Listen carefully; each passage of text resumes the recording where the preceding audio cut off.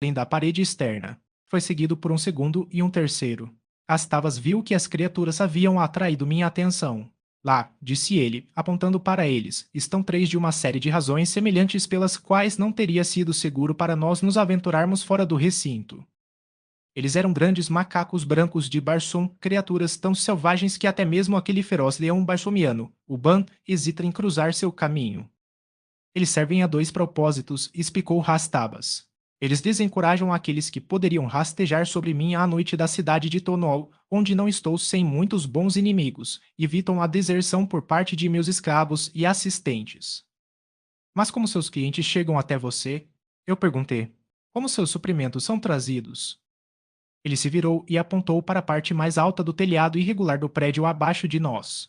Construído sobre ele havia uma grande estrutura semelhante a um galpão. Lá, disse ele, mantenho três pequenos navios. Um deles vai todos os dias para Tonol.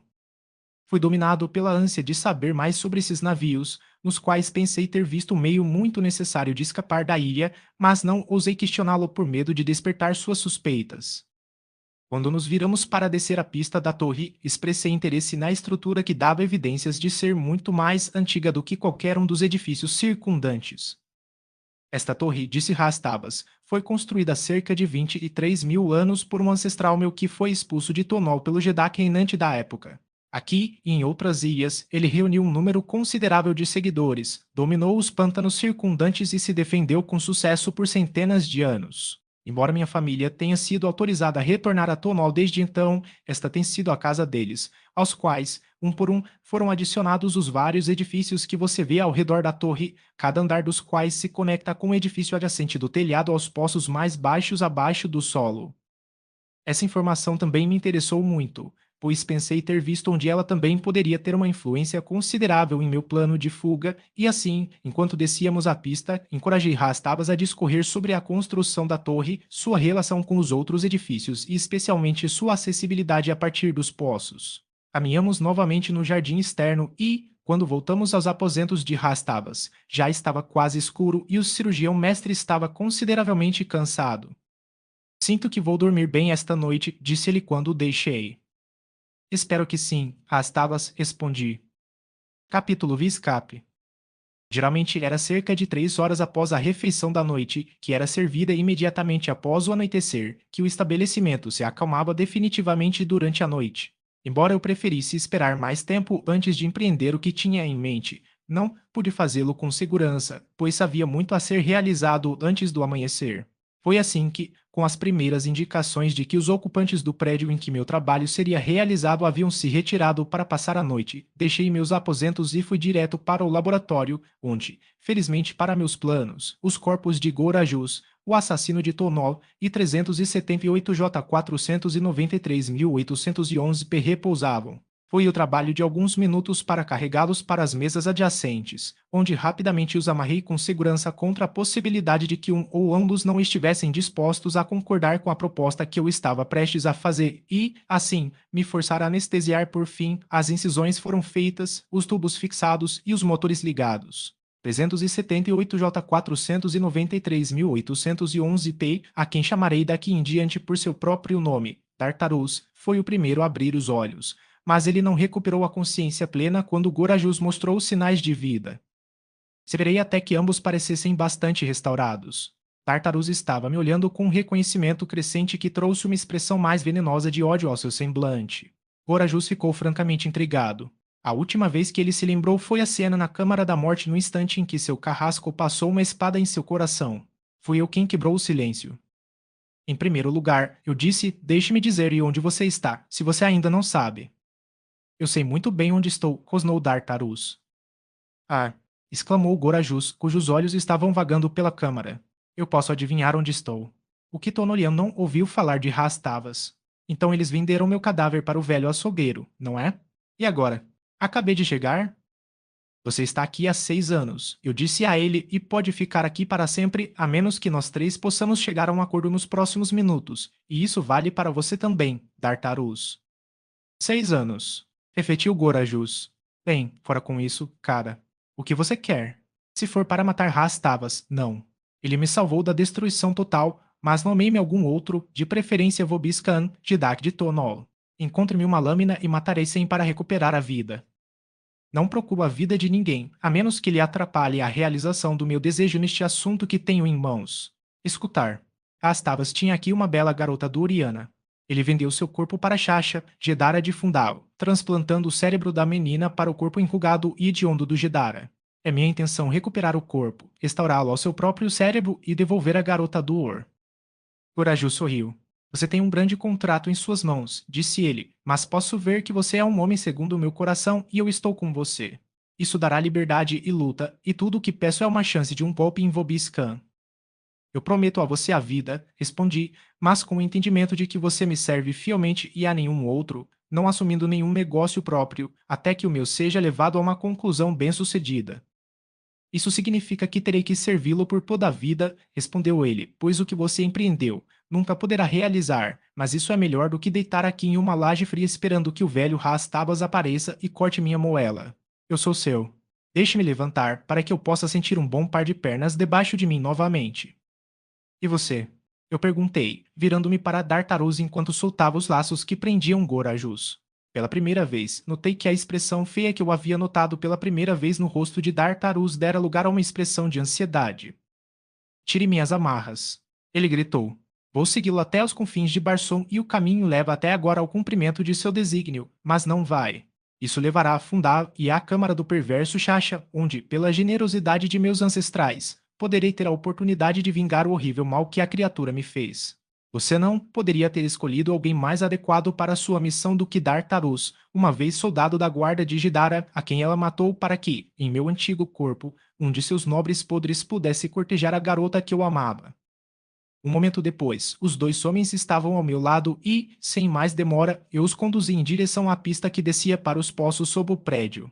Enquanto avançávamos, descrevi a eles a criatura que escolhera para ser o quarto membro de nosso estranho grupo. Orajus questionou a sabedoria da minha escolha, dizendo que o macaco atrairia muita atenção para nós. Tartarus, no entanto, acreditava que poderia ser útil em muitos aspectos, uma vez que era possível que fôssemos obrigados a passar algum tempo entre as ilhas dos pântanos que frequentemente estavam infestadas com essas criaturas, enquanto, uma vez em Fundal, o macaco poderia ser prontamente usado na promoção de nossos planos e não causaria comentários consideráveis em uma cidade onde muitos desses animais são mantidos em cativeiro e muitas vezes são vistos se apresentando para a edificação de multidões de rua. Fomos imediatamente para o cofre onde o macaco jazia e onde eu havia escondido o corpo anestesiado de Valadia. Aqui eu revivi o grande antropóide e, para meu grande alívio, descobri que a metade humana de seu cérebro ainda era dominante. Expliquei brevemente meu plano como havia feito para os outros dois e ganhei a promessa calorosa de seu apoio ao me comprometer a restaurar seu cérebro ao seu devido lugar após a conclusão de nosso empreendimento. Primeiro devemos sair da ilha, e eu delineei dois planos que eu tinha em mente. Um era roubar um dos 3 aviadores de Ras-Tabas e partir diretamente para Fundal, e o outro, caso o primeiro não parecesse viável, era nos esconder a bordo de um deles na chance de dominarmos a tripulação e assumirmos o navio depois de deixarmos a ilha, ou escapar sem ser detectado ao chegar a Tonol. Tartarus gostou do primeiro plano. O macaco, a quem agora chamávamos pelo nome pertencente à metade humana de seu cérebro, o Vandu, preferiu a primeira alternativa do segundo plano, e Gorajus a segunda alternativa. Tartarus explicou que, como nosso principal objetivo era Fundal, quanto mais rápido chegássemos lá, melhor. O Vandu argumentou que, ao apreender o navio depois que ele deixou a ilha, teríamos mais tempo para escapar antes que o navio fosse perdido e a perseguição instituída, do que apreendê-lo agora com pleno conhecimento de que sua ausência seria descoberta dentro de algumas horas. Orajus pensou que seria melhor se pudéssemos entrar em Tonol secretamente e lá, por meio de um de seus amigos, garantir armas e um panfleto nosso. Nunca adiantaria, insistiu ele, tentar ir longe sem armas para si e para Dartarus. Nem poderíamos esperar chegar a Fundal sem sermos revistos por perseguidores, pois devemos planejar a hipótese de que Ras-Tabas descobriria imediatamente minha ausência, que ele investigaria imediatamente, que ele encontraria Dartarus e Gorajus desaparecidos e, portanto, não perderia tempo em avisar Vobis Khan, Jeddak de Tonol, que Gorajus, o assassino, estava foragido, após o que os melhores navios do Jeddak seriam enviados em perseguição. O raciocínio de Gorajus era sólido e, juntamente com minha lembrança de que Ras-Tabas havia me dito que seus 3 navios eram lentos, eu poderia facilmente prever que nossa liberdade seria de curta duração se roubássemos um dos aviadores do velho cirurgião. Enquanto discutíamos o assunto, passamos pelos poços e encontrei a saída para a torre. Silenciosamente, passamos para cima ao longo da pista e saímos para o telhado.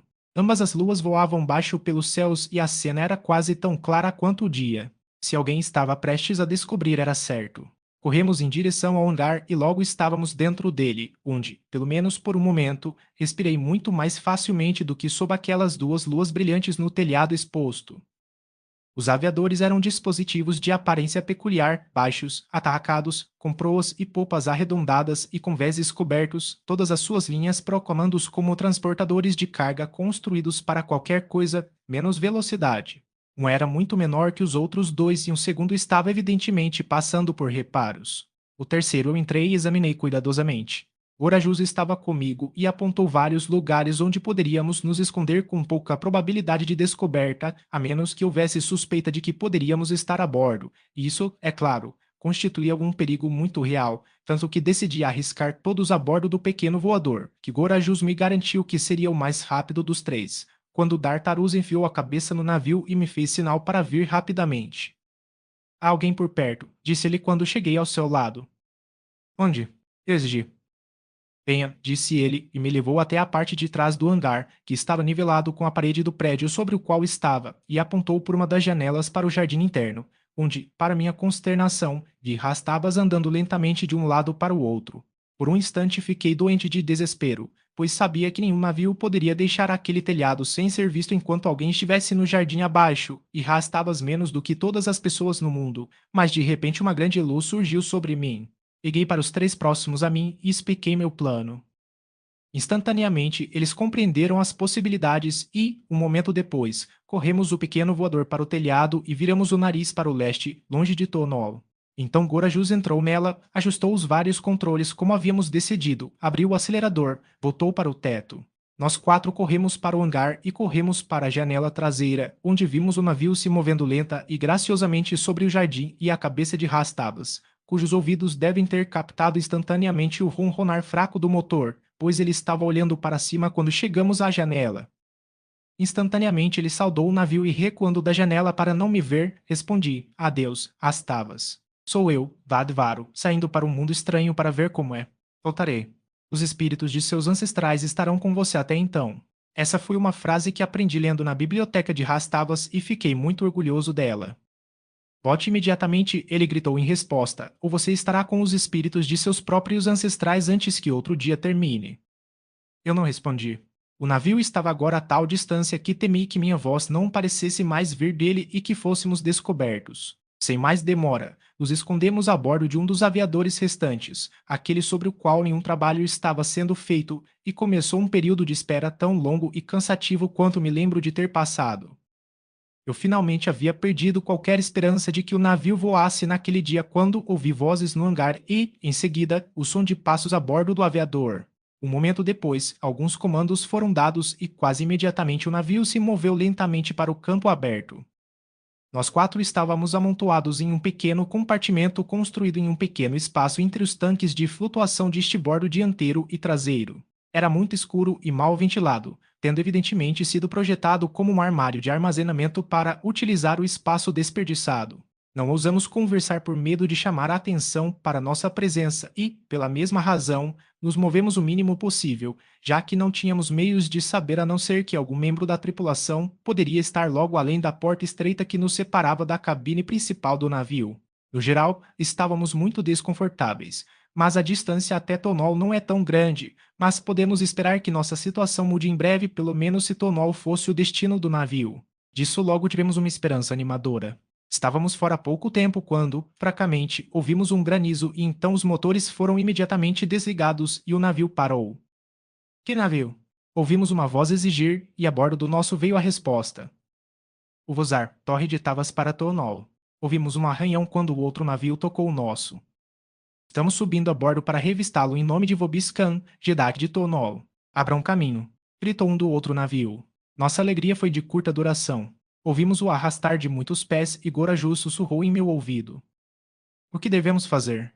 Ele perguntou. Eu deslizei minha espada curta em sua mão. Lutar. Eu respondi. Bom, Vadvaro, respondeu ele. Então eu lhe entreguei minha pistola e disse ir para passá-la para Dartarus. Ouvimos as vozes novamente, mas mais perto agora. O que houve? Gritou um. É o próprio Balzac, meu velho amigo Balzac. Nenhum outro, respondeu uma voz profunda. E quem você esperava encontrar no comando dos Vosar além de Balzac? Quem poderia saber, mas que poderia ter sido o próprio Vadvaro ou mesmo Gorajus, disse o outro, e nossas ordens são para revistar todos os navios. Eu gostaria que eles estivessem aqui, respondeu Balzac, pois a recompensa é alta.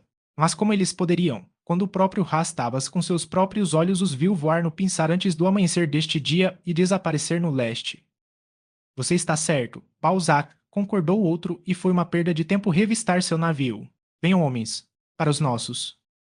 Eu podia sentir os músculos do meu coração relaxarem com os passos dos guerreiros de Vobiscan enquanto eles deixavam o covés do Vozar para seu próprio navio, e meu ânimo se elevou com o ronronar renovado de nosso próprio motor quando o aviador de Rastabas voltou a partir.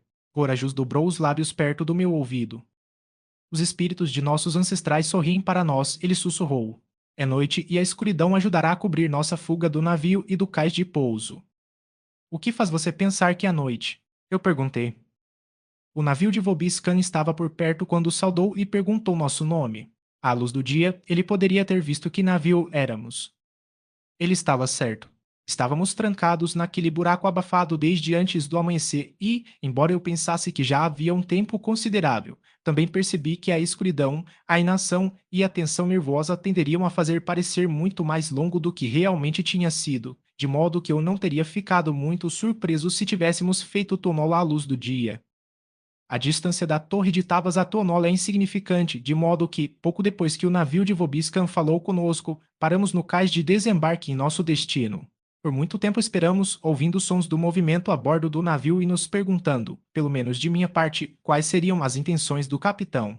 Era bem possível que Balzac pudesse retornar a Tavas naquela mesma noite, especialmente se ele tivesse vindo a Tonol para buscar um paciente rico ou poderoso para os laboratórios, mas se ele tivesse vindo apenas para suprimentos, ele poderia muito bem ficar aqui até o dia seguinte.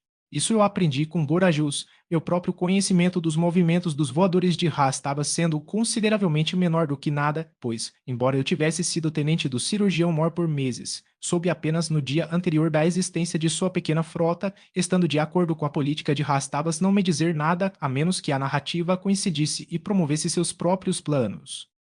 As perguntas que eu fazia ele sempre respondia, se raciocinasse que os efeitos não seriam prejudiciais aos seus próprios interesses, mas não ofereceu nada que não desejasse que eu soubesse, e o fato de não haver janelas nas paredes externas do prédio voltadas para Tonol, que eu nunca antes no dia anterior estivera no telhado e que nunca vira um navio navegar sobre o pátio interno em direção ao leste, tudo tendia a explicar minha ignorância da frota e suas operações habituais.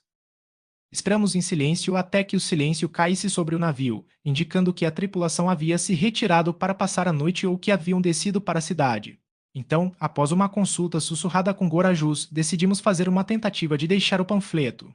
Era nosso propósito procurar um esconderijo dentro da torre do cais de onde pudéssemos investigar possíveis vias de fuga para a cidade, de uma vez ou no dia seguinte, quando poderíamos nos misturar mais facilmente com a multidão que Gorajus disse que certamente estaria em evidência algumas horas após o nascer do sol. Cautelosamente, abri a porta do nosso armário e olhei para a cabine principal além. Estava na escuridão. Silenciosamente saímos. O silêncio da tumba pairava sobre o voador, mas de longe erguiam-se os ruídos suaves da cidade. Até aqui, tudo bem.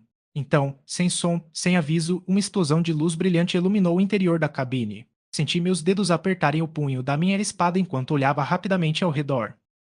Diretamente em frente a nós, na porta estreita de uma pequena cabana, estava um homem alto cujo belo arreio indicava o fato de que ele não era um guerreiro comum.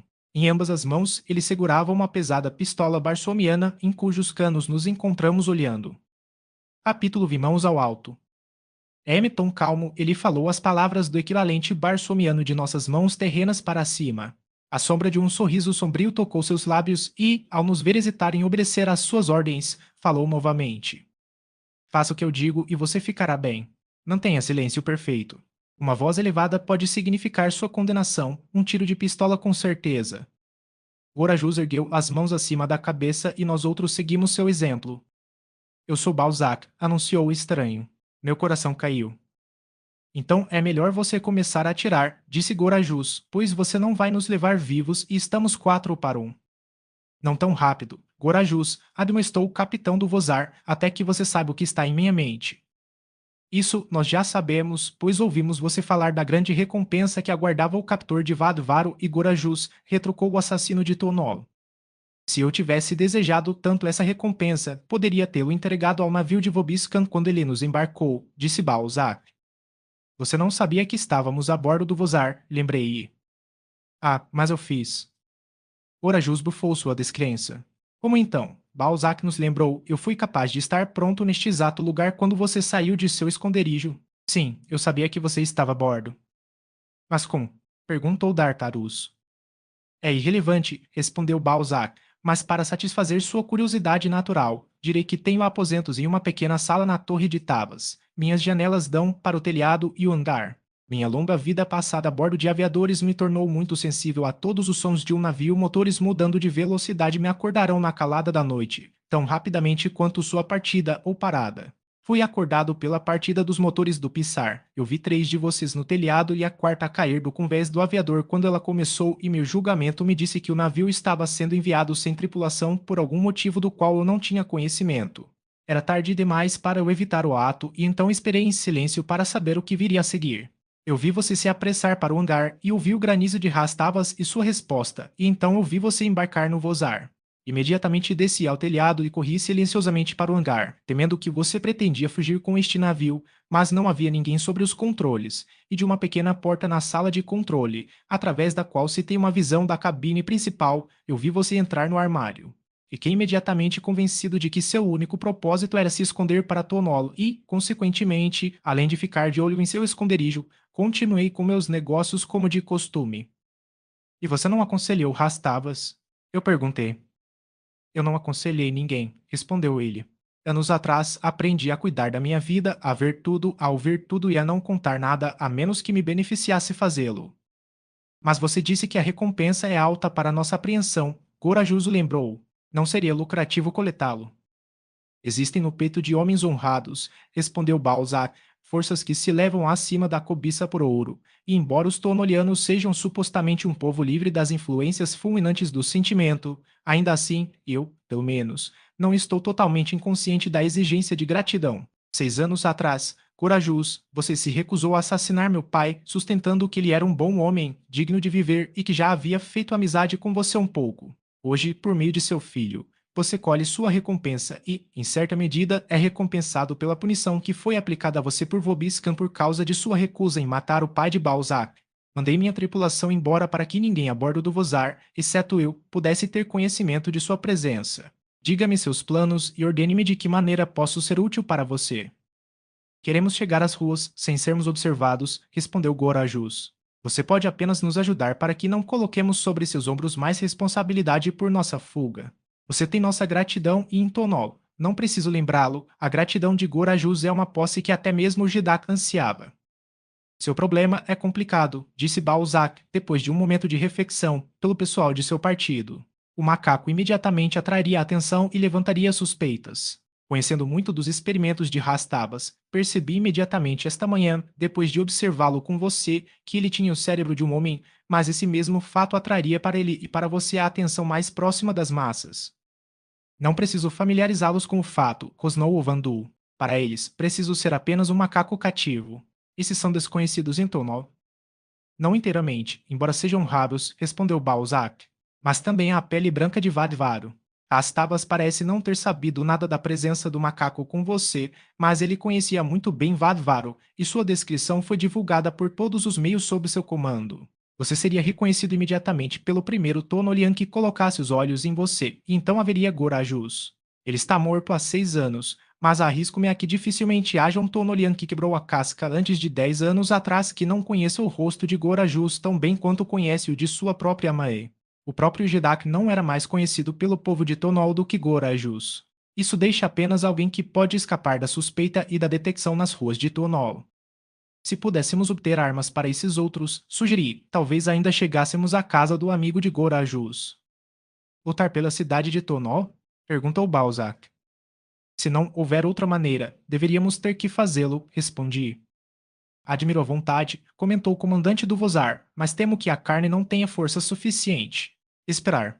Existe uma maneira, talvez. No palco logo abaixo há um depósito público onde os equilibrimotores são mantidos e alugados. Se pudéssemos encontrar os meios para obter 4 desses, haveria uma chance, pelo menos, de você escapar das patrulhas aéreas e chegar à casa do amigo de Gorajus, e acho que vejo um caminho para a realização disso. A torre de desembarque está fechada durante a noite, mas há vários vigias distribuídos por ela em diferentes níveis. Há um depósito equilibrio-motor e, como eu sei, ele é um devoto de Getan. Ele preferia brincar de Getan do que cumprir seus deveres como vigia. Costumo permanecer a bordo do Vozar à noite e, ocasionalmente, ele e eu nos entregamos a um jogo. Vou convidá-lo esta noite e, enquanto ele estiver assim ocupado, você pode ir ao depósito, servir-se de equilíbrio motores e rezar para seus ancestrais para que nenhuma patrulha aérea suspeite de você enquanto você cruza a cidade em direção ao seu destino. O que você acha desse plano, Gorajus? É esplêndido, respondeu o assassino. E você, Vadvaro? Se eu soubesse o que é um equilíbrio motor, poderia estar em uma posição melhor para julgar os méritos do plano, respondi. No entanto, estou satisfeito em acatar o julgamento de Gorajus. Posso assegurar Balzac, de nosso grande apreço, e como Gorajus colocou o selo de sua aprovação em seu plano, só posso exortá-lo a providenciar para que possamos colocá-lo em prática com o mínimo de atraso possível. Bom, exclamou Balzac.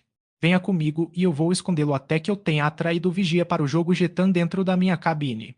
Depois disso, seu destino estará em suas próprias mãos. Nós o seguimos do navio até o convés do cais de desembarque e fechamos sob o lado do vozar oposto àquele de onde o vigia deve se aproximar do navio e entrar nele. Então, desejando-nos boa sorte, Balzac partiu. Do cume da torre de pouso, tive minha primeira visão de uma cidade marciana. Várias centenas de metros abaixo de mim estavam espalhadas as avenidas largas e bem iluminadas de Tonol, muitas das quais estavam lotadas de pessoas. Aqui e ali, neste distrito central, um edifício foi erguido no alto de seu eixo de metal cilíndrico de suporte, enquanto mais longe, onde predominavam as residências, a cidade assumiu a aparência de uma floresta colossal e grotesca. Entre os palácios maiores, apenas um conjunto ocasional de quartos foi assim elevado acima do nível dos outros, sendo estes os aposentos de dormir dos proprietários, seus servos ou seus convidados. Mas as casas menores foram erguidas em sua totalidade, uma precaução necessária pelas atividades constantes dos seguidores da antiga profissão de Gorajus que não permitiam que nenhum homem se livrasse da constante ameaça de assassinato. Em todo o distrito central, o céu era perfurado pelas altas torres de vários outros estágios de desembarque, mas, como eu viria a saber mais tarde, estes eram comparativamente poucos em número. Tonol não é de forma alguma uma nação voadora, não suportando enormes frotas de navios mercantes e navios de guerra como, por exemplo, as cidades gêmeas de Eio ou a grande capital de Ptar.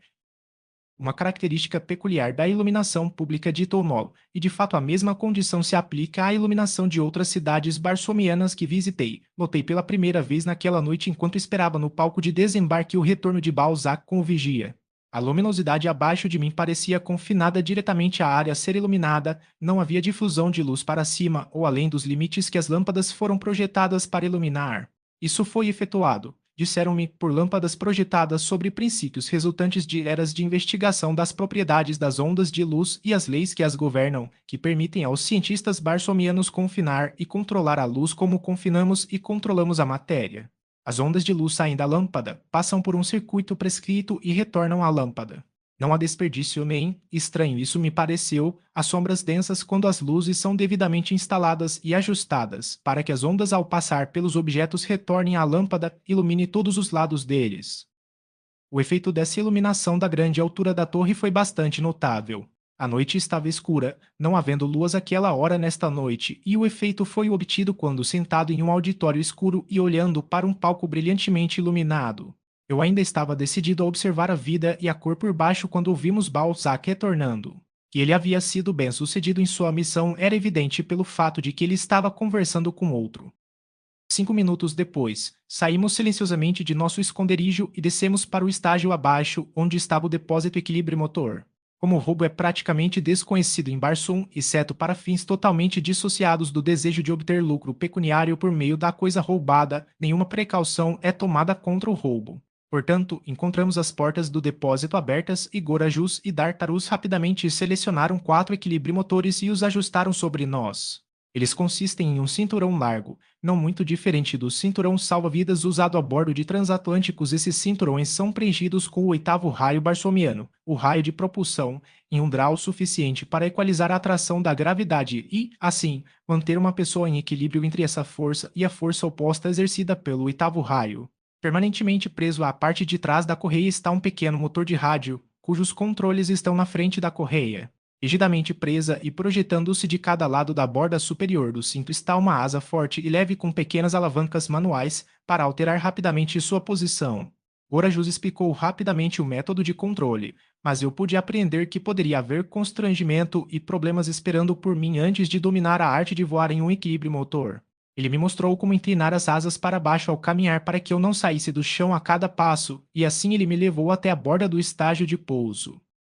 Vamos subir aqui, disse ele, e mantendo-nos na escuridão dos níveis superiores procurar chegar à casa do meu amigo sem sermos detectados. Se formos perseguidos por patrulhas aéreas, devemos nos separar, e mais tarde aqueles que escaparem podem se reunir a oeste da muralha da cidade, onde você encontrará um pequeno lago com uma torre deserta em sua borda norte e esta torre será nosso ponto de encontro em caso de problemas. Siga-me. Ele ligou o motor e subiu graciosamente no ar. O Vandu seguiu e então foi a minha vez. Eu me levantei lindamente por cerca de 6 metros, flutuando sobre a cidade que ficava centenas de metros abaixo, e então, de repente, virei de cabeça para baixo. Eu tinha feito algo errado, eu tinha certeza disso. Foi uma sensação surpreendente, posso assegurar, e, flutuando ali com a cabeça baixa, bastante desamparada, enquanto abaixo de mim ficavam as ruas de uma grande cidade e não mais suaves, eu tinha certeza do que as ruas de Los Angeles ou Paris. Meu motor ainda estava funcionando e, enquanto manipulava os controles que operavam as asas, comecei a descrever todos os tipos de loops, espirais e giros estranhos, e então Dartarus veio em meu socorro. Primeiro ele me disse para deitar em silêncio e depois dirigiu a manipulação de cada asa até que eu ganhasse uma posição ereta. Depois disso, me saí muito bem e logo estava subindo na esteira de Gorajus e o Vandu. Não preciso descrever em detalhes a hora de voar, ou melhor, flutuar, que se seguiu. Urajus nos levou a uma altitude considerável e lá, através da escuridão acima da cidade, nossos motores lentos nos levaram a um distrito de casas magníficas cercadas por terrenos espaçosos. E aqui, enquanto pairávamos sobre um grande palácio, de repente fomos surpreendidos por um forte desafio vindo diretamente acima de nós. Quem voa à noite? Uma voz exigiu. Amigos de Mutel, príncipe da casa de Khan, respondeu Gorajus rapidamente. Deixe-me ver sua permissão de voo noturno e sua licença de passageiro, ordenou que estava acima de nós, ao mesmo tempo mergulhando de repente ao nosso nível e me dando minha primeira visão de um policial marciano. Ele estava equipado com um equilíbrio motor muito mais rápido e prático do que o nosso. Acho que esse foi o primeiro fato a nos impressionar profundamente e demonstrou a futilidade do voo, pois ele poderia ter nos dado 10 minutos de partida e revisado cada um de nós em mais 10 minutos, embora tivéssemos optado por voar em direções diferentes. O sujeito era um guerreiro e não um policial, embora destacado para o dever como nossos policiais terrestres realizam, a cidade sendo patrulhada dia e noite pelos guerreiros do exército de Vobis Khan. Ele caiu agora perto do assassino de Townol, novamente exigindo permissão e licença e ao mesmo tempo piscando uma luz no rosto de meu camarada. Pela espada do Jedak, ele gritou.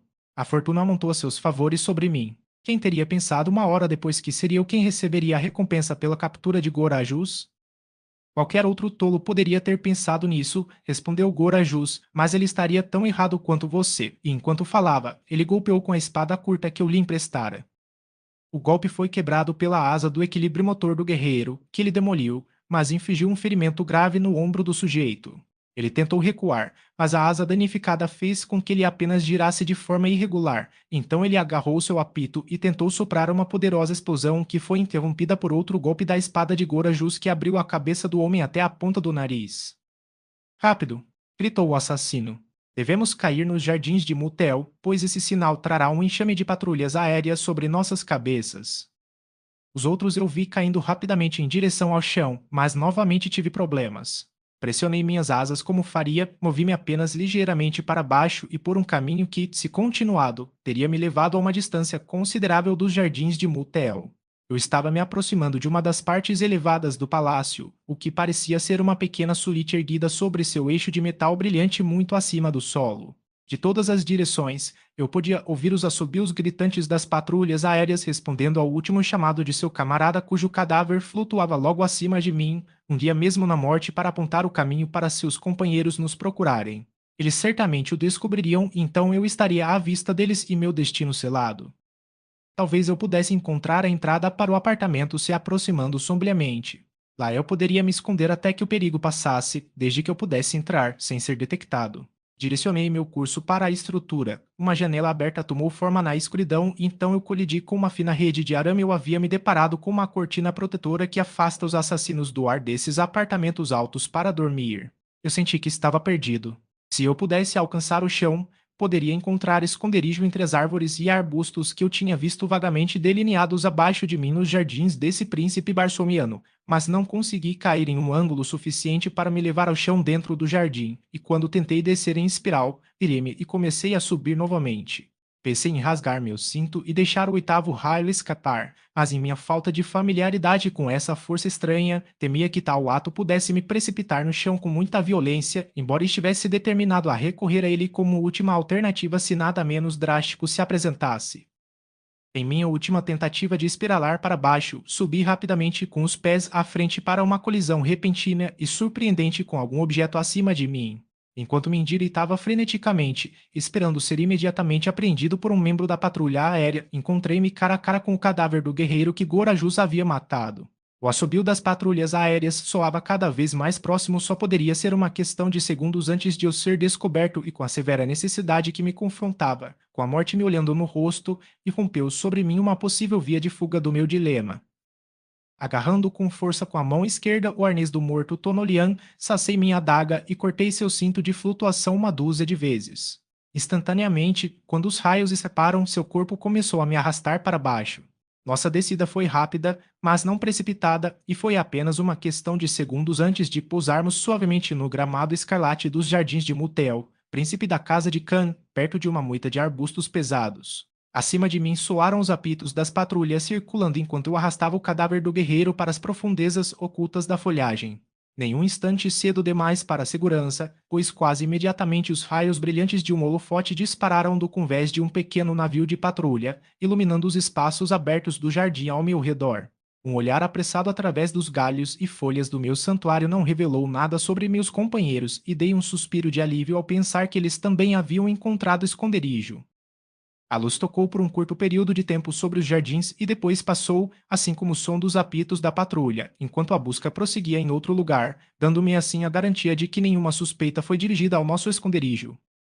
Deixado na escuridão, apropriei-me das armas do guerreiro morto que cobiçava, depois de ter removido meu equilíbrio motor, que primeiro pretendia destruir, mas que finalmente decidi atracar em um dos arbustos maiores contra a possibilidade de que eu pudesse novamente precisar dele, e agora, seguro na convicção de que o perigo de descoberta pela patrulha aérea havia passado, deixei meu esconderijo e comecei a procurar meus companheiros. Mantendo-me bem nas sombras das árvores e arbustos, mudei-me na direção do edifício principal, que se aproximava sombriamente, pois nessa direção eu acreditava que Gorajus lideraria os outros, pois sabia que o palácio de Mutel seria nosso destino. Enquanto me arrastava, movendo-me com a maior discrição, Turia, a lua mais próxima, disparou de repente acima do horizonte, iluminando a noite com seus raios brilhantes. Eu estava perto da parede ricamente esculpida do prédio no momento. Ao meu lado havia um nicho estreito, seu interior lançado na sombra mais profunda pelos raios brilhantes de Turia. À minha esquerda havia um pedaço aberto de gramado sobre o qual, revelado em cada detalhe de sua presença aterrorizante, erguia-se uma criatura tão temível quanto meus olhos terrestres já haviam pousado. Era uma fera do tamanho de um pônei Shetland, com 10 pernas curtas e uma cabeça aterrorizante que tinha alguma semelhança com a de um sapo, exceto que as mandíbulas eram equipadas com 3 fileiras de presas longas e afiadas. A coisa estava com o nariz no ar e farejando, enquanto seus grandes olhos pop se moviam rapidamente aqui e ali, assegurando-me, sem sombra de dúvida, que estava procurando por alguém.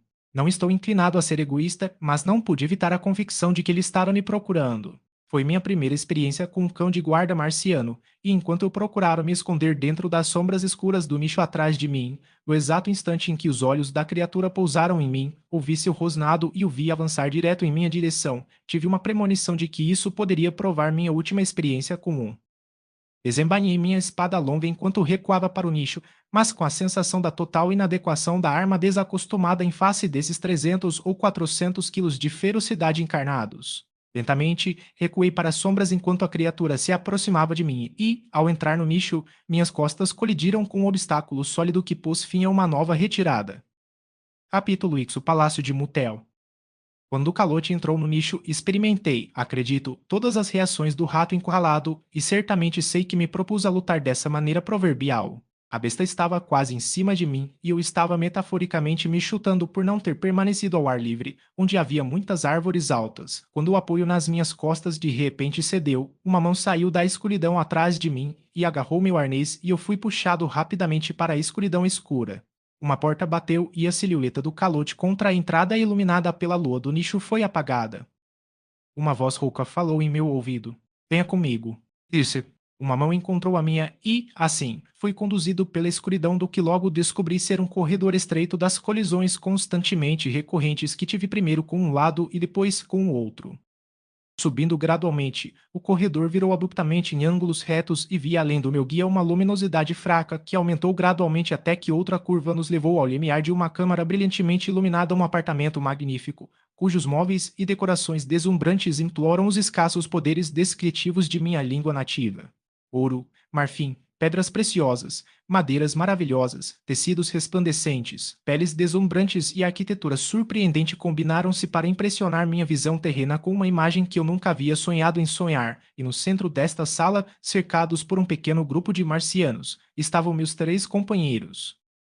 Meu guia me conduziu em direção ao grupo, cujos membros se voltaram para nós quando entramos na câmara e pararam diante de um alto barsomiano, resplandecente em arreios incrustados de joias. Príncipe, disse ele, eu mal cheguei cedo demais. Na verdade, quando abri a porta para sair para o jardim em busca dele, como você orientou, lá estava ele do lado oposto com um dos calotes do jardim quase sobre ele. Bom, exclamou aquele que havia sido chamado de príncipe, e então se virou para Gorajus. Este é ele, meu amigo, de quem você me falou. Este é Valvaro, que afirma ser do planeta Jazum, respondeu Gorajus, e este, Valvaro, é Mutel, príncipe da casa de Khan. Curvei-me e o príncipe avançou e colocou a mão direita sobre meu ombro esquerdo em verdadeiro reconhecimento barsomiano de uma introdução. Quando fiz o mesmo, a cerimônia acabou. Não houve bobagem satisfeita em conhecê-lo. Como você faz? Ou é um prazer, garanto-lhe. A pedido de Mutel, narrei brevemente o que me acontecera entre o momento em que me separei de meus companheiros e o momento em que um de seus oficiais me arrebatou de um desastre iminente. Mutel deu instruções para que todos os vestígios da patrulha morta fossem removidos antes do amanhecer, para que sua descoberta não trouxesse sobre ele mais suspeitas de seu tio, Bobis Khan, Jeddak de Tomol, a quem parecia ter ciúmes da crescente popularidade de seu sobrinho e temeroso de que ele nutrisse aspirações ao trono. Foi mais tarde à noite, durante uma daquelas refeições elaboradas pelas quais os príncipes de Barson são justamente famosos, quando ligeiramente suavizados pelas raras safras com as quais ele encantava seus convidados, que Mutel discursou com menos moderação sobre seu tio imperial. Os nobres estão cansados de Vobiscan há muito tempo, disse ele, e as pessoas estão cansadas dele. Ele é um tirano sem consciência, mas ele é nosso governante hereditário e, portanto, hesitam em mudar. Somos um povo prático, pouco influenciado pelo sentimento, no entanto, ao suficiente para manter as massas leais ao seu Jeddah, mesmo depois que ele deixou de merecer sua lealdade, enquanto o medo da ira das massas mantém os nobres leais. Há também a suspeita natural de que eu, o próximo na linha de sucessão, não os tornaria um Jeddak menos tirânico do que Vobis Khan, enquanto, tendo juventude, eu poderia ser muito mais ativo em práticas cruéis e nefastas. Quanto a mim, eu não hesitaria em destruir meu tio e tomar seu trono se tivesse certeza do apoio do exército, pois com os guerreiros de Vobiscan às minhas costas, eu poderia desafiar o equilíbrio de Tonol. É por isso que há muito tempo ofereci minha amizade a Gorajus, não para que ele pudesse matar meu tio, mas para que, quando eu o matasse em uma luta justa, Gorajus pudesse ganhar para mim a lealdade dos guerreiros de Jeddak, pois grande é a popularidade de Gorajus entre os soldados, que sempre olham para um lutador tão grande com reverência e devoção. Ofereci a Gorajus um lugar de destaque nos assuntos de Tonol, caso ele lançasse sua sorte comigo, mas ele me diz que primeiro tem que cumprir suas obrigações para com você, Badvaro, e para o avanço de sua aventura ele me pediu para lhe dar toda a ajuda que eu puder. Ofereço isso de bom grado, por motivos puramente práticos, já que seu sucesso inicial acelerará o meu. Portanto, proponho colocar à sua disposição um panfleto fiel que levará você e seus companheiros a fundá-lo. Aceitei naturalmente essa oferta após o que começamos a discutir os planos para nossa partida, que finalmente decidimos tentar no início da noite seguinte, em um momento em que nenhuma das luas estaria no céu. Após uma breve discussão sobre o equipamento, fomos, a meu pedido, permissão para nos aposentar, já que eu não dormia há mais de 36 horas e meus companheiros há 24. Os escravos nos conduziram aos nossos apartamentos de dormir, que eram luxuosamente mobiliados, e providenciaram magníficas sedas e peles para nosso conforto. Depois que eles nos deixaram, Gorajus tocou um botão e a sala subiu rapidamente em seu poço de metal a uma altura de 40 ou 50 pés. A rede de arame caiu automaticamente sobre nós e estávamos seguros durante a noite. Na manhã seguinte, depois que nosso apartamento foi rebaixado ao nível da luz do dia e antes que eu pudesse deixá-lo, um escravo foi enviado a mim por Mutel com instruções para manchar todo o meu corpo com o belo vermelho cobre de meus amigos barsomianos, fornecendo-me um disfarce que eu bem sabia ser altamente essencial para o sucesso de meu empreendimento, já que minha pele branca teria atraído uma atenção desagradável sobre mim em qualquer cidade de Barsoom. Outro escravo trouxe arreios e armas para Gorajus, Dartarus e eu, e uma coleira e corrente para o Vandu, o homem macaco. Nosso arreio, embora de material pesado e esplêndido acabamento, era bastante simples, estando livre de todas as insígnias de patente o serviço arreios como é costumeiramente usado pelo Pantan Barsomiano, o soldado da fortuna, nos momentos em que ele não está definitivamente a serviço de qualquer nação ou indivíduo. Esses pantãs são virtualmente homens sem país, sendo mercenários itinerantes prontos para vender suas espadas pelo lance mais alto. Embora não tenham organização, são regidos por um severo código de ética e, enquanto estão a serviço de um mestre, são, quase sem exceção, leais a ele. Eles geralmente são considerados homens que fugiram da ira de seus próprios jedaks ou da justiça de seus próprios tribunais, mas há entre eles uma pitada de almas aventureiras que adotaram seu chamado por causa das emoções e excitação que ele oferece.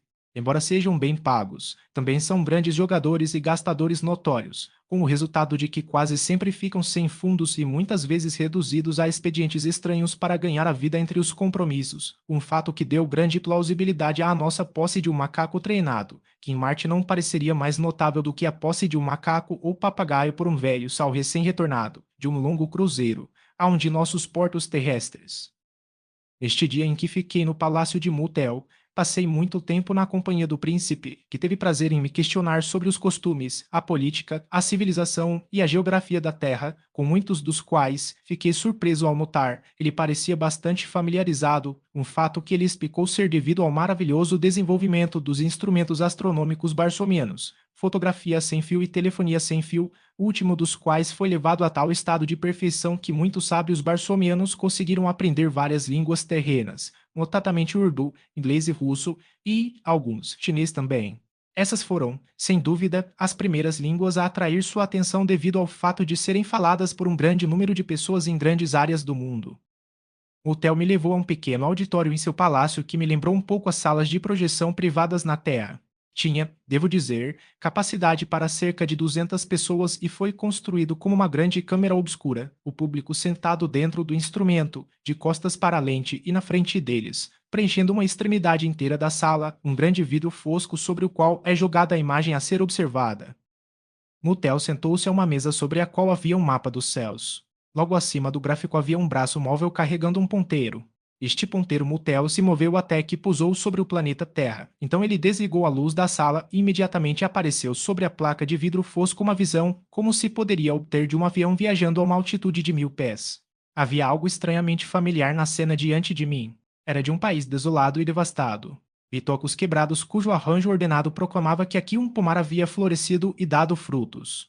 Havia buracos grandes e feios na terra e sobre e através de todo um emaranhado de arame farpado. Perguntei a Mutel como poderíamos mudar a imagem para outra localidade. Ele acendeu uma pequena lâmpada de rádio entre nós e eu vi um globo lá, um globo da Terra, e um pequeno ponteiro fixo sobre ele.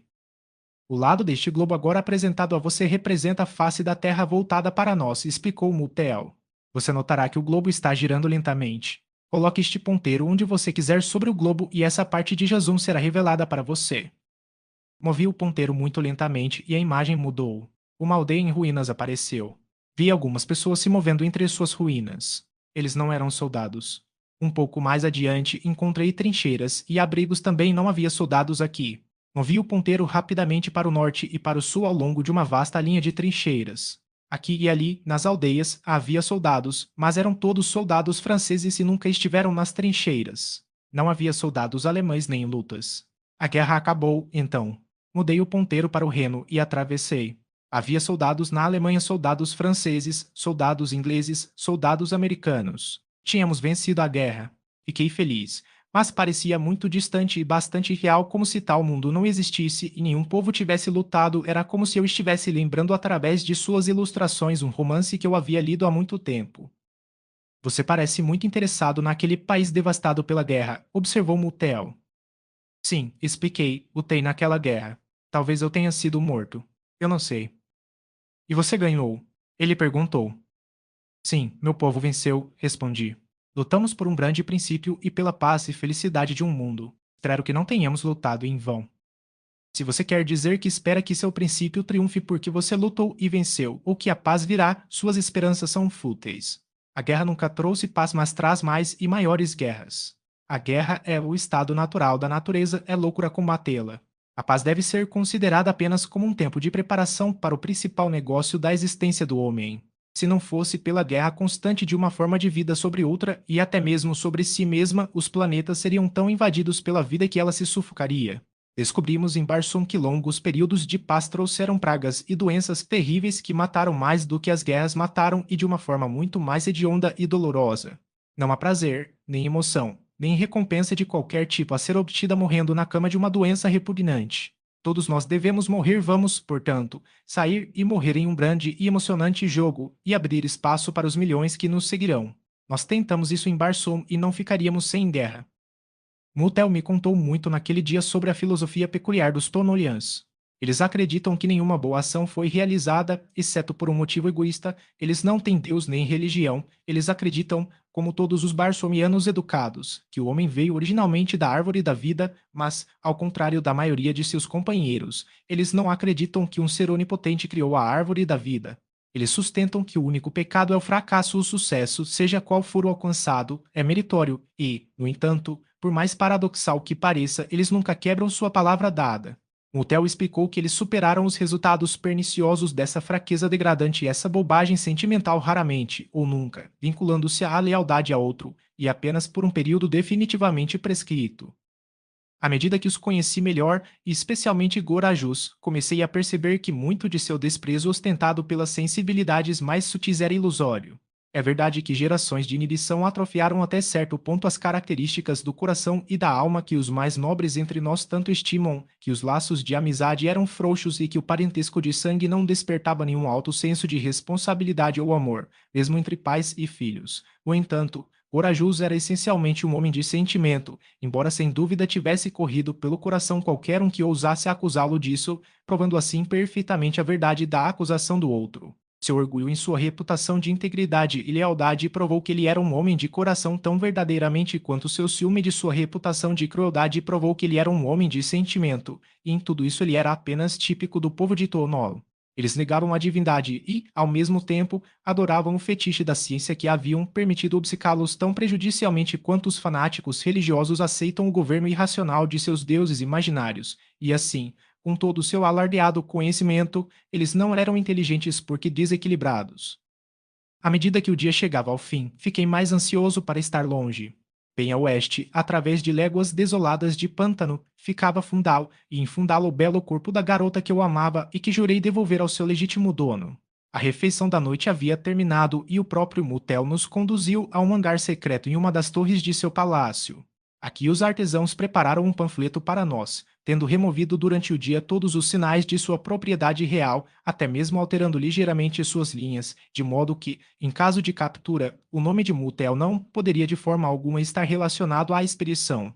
Provisões foram armazenadas, incluindo muita carne crua para o Vandu, e, quando a lua mais distante se afundou no horizonte e a escuridão caiu, um painel da parede da torre, bem na frente do nariz do voador, deslizou para o lado. Mutel nos desejou sorte e o navio saiu silenciosamente na noite. O aviador, como muitos de seu tipo, não tinha cabine ou cabine. Um corrimão baixo de metal encimava sua murada. Anéis pesados foram colocados substancialmente em seu convés, e a ele sua tripulação deveria se agarrar ou se prender por meio de seus ganchos de arreio fornecidos para este e outros propósitos semelhantes. Um para-brisa baixo, com uma inclinação libertina, oferecia alguma proteção contra o vento. O motor e os controles estavam todos expostos, pois todo o espaço abaixo do convés era ocupado pelos tanques de flutuação. Desse tipo, tudo é sacrificado à velocidade, não a conforto a bordo. Ao se mover em alta velocidade, cada membro da tripulação fica estendido em todo o comprimento no convés, cada um em seu lugar designado para dar o acabamento necessário, e se agarra por toda a vida. Essas embarcações tonolianas, no entanto, não são excessivamente rápidas, segundo me disseram, sendo superadas em velocidade pelos voadores de nações como Hélio e Ptar, que há séculos se dedicam à perfeição de suas marinhas, mas este foi bastante rápido para nossos propósitos, para cuja consumação seria colocado contra aviadores de classificação não superior, e certamente foi rápido o suficiente para mim.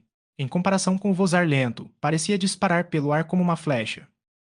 Não perdemos tempo em estratégia ou furtividade, mas abrimos bem assim que estávamos livres e a direcionamos direto para o oeste e Fundal. Mal havíamos passado pelos jardins de Mutel quando nos deparamos com nossa primeira aventura. Filmamos por uma figura solitária flutuando no ar e quase simultaneamente gritou o apito de advertência de uma patrulha aérea. Um tiro assobiou acima de nós inofensivamente e nós fomos embora, mas em poucos segundos vi os raios de um holofote brilhando de cima e movendo-se de um lado para o outro no ar. Um barco de patrulha! Gritou Gorajus no meu ouvido. O Vandu rosnou selvagemente e sacudiu a corrente em seu colarinho. Seguimos correndo, confiando nos grandes deuses e nos pequenos deuses e em todos os nossos ancestrais que o implacável olho de luz não nos descobriria, mas aconteceu. Em poucos segundos, ele caiu cheio em nosso convés de cima e à nossa frente e lá se agarrou enquanto o barco de patrulha caía rapidamente em nossa direção enquanto mantinha uma alta velocidade em um curso idêntico ao nosso. Então, para nossa consternação, o navio abriu fogo contra nós com balas explosivas. Esses projéteis contêm um alto explosivo que é detonado por raios de luz quando a cobertura opaca do projétil é quebrada pelo impacto com o alvo. Portanto, não é necessário acertar diretamente para que um tiro seja eficaz. Se o projétil atingir o solo ou convés de um navio ou qualquer substância sólida perto de seu alvo, ele causa consideravelmente mais danos quando disparado contra um grupo de homens do que se atingir apenas um deles, pois explodirá se sua casca externa for quebrada e matar ou ferir vários, enquanto se entrar no corpo de um indivíduo, os raios de luz não podem alcançá-lo e não realiza mais do que uma bala não explosiva. O luar não é poderoso o suficiente para detonar esse explosivo e, portanto, os projéteis disparados à noite, a menos que sejam tocados pelos poderosos raios dos holofotes, detonam ao nascer do sol na manhã seguinte, tornando o campo de batalha um lugar muito inseguro naquele momento, embora as forças em conflito não estejam mais lá. Da mesma forma, eles tornam a remoção dos projéteis não detonados dos corpos dos feridos uma operação muito delicada que pode muito bem resultar na morte instantânea do paciente e do cirurgião. Tartarus, nos controles, virou o nariz de nosso aviador para cima diretamente em direção ao barco de patrulha e ao mesmo tempo gritou para que concentrássemos nosso fogo em suas hélices. Por mim, pude ver pouco além do olho ofuscante do holofote e com isso disparei com a estranha arma a qual recebi minha primeira apresentação apenas algumas horas depois, quando me foi apresentada por Mutel. Para mim, aquele olho perscrutador representava a maior ameaça que nos confrontava, e se pudéssemos cegá-lo, o barco de patrulha não teria grande vantagem sobre nós. Então mantive meu rifle direto sobre ele, meu dedo no botão que controlava o fogo e rezei por um acerto. Uraju se ajoelhou ao meu lado, sua arma cuspindo balas no barco de patrulha. As mãos de Dartarus estavam ocupadas com os controles e o Vandu se agachou na proa e rosnou. De repente, Dartarus soltou uma exclamação de alarme. Os controles foram atingidos. Ele gritou: "Não podemos alterar nosso curso, o navio é inútil." Quase no mesmo instante, o holofote foi extinto. Uma de minhas balas evidentemente o encontrou. Estávamos bem perto do inimigo agora e ouvimos seu grito de raiva. Nossa própria nave, fora de controle, corria rapidamente em direção à outra. Parecia que, se não houvesse uma colisão, passaríamos diretamente sob a quilha da patrulha aérea. Perguntei a Dartarus se nosso navio estava lendo reparo. "Poderíamos consertá-lo se tivéssemos tempo", respondeu ele, "mas levaria horas e, enquanto estivéssemos atrasados, toda a força de patrulha aérea de Tonola estaria sobre nós." "Então devemos ter outro navio", eu disse. Tartarus riu. Você está certo, Vadvaro, respondeu ele, mas onde vamos encontrá-lo? Apontei para o barco de patrulha. Não teremos que procurar muito. Tartarus encolheu os ombros. Por que não? Ele exclamou. Seria uma luta gloriosa e uma morte digna. Vorajus me deu um tapa no ombro. Até a morte, meu capitão. Ele gritou. O Vandu sacudiu a corrente e rugiu. Os dois navios estavam se aproximando rapidamente um do outro. Havíamos parado de atirar agora por medo de que pudéssemos desativar a nave que esperávamos usar para nossa fuga, e por algum motivo a tripulação do navio patrulha parou de atirar em nós nunca soube por quê. Estávamos nos